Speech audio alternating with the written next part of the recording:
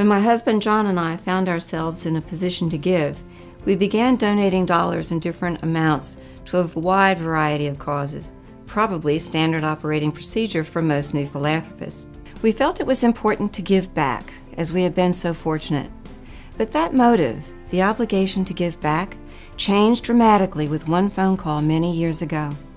After John and I had made a substantial donation to a university, my father called.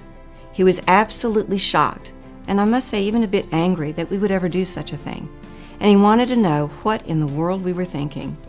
He was in his late teens during the Depression, so many of his attitudes were molded by the pain and suffering of that time, and giving away money was something he just could never understand.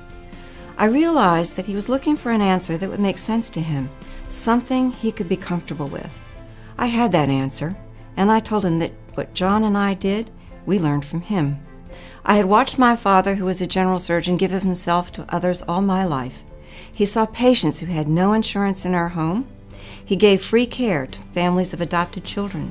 He volunteered his services to the school athletic teams, and he spent time at the bedside of his patients, often calling them at their homes to check on them after their surgeries. I told him that I had watched him donate a large part of what he did for a living, as well as large parts of who he was as a caring physician, and in so doing, he changed people's lives. I went on to say that John and I didn't have a skill like he did that we could donate.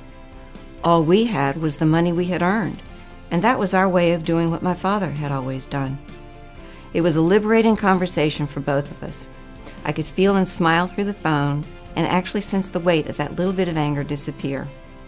He understood that I had defined him as a philanthropist, and I knew he was happy with that. It was the truth. I also knew that that conversation had changed my definition of and my relationship with philanthropy forever.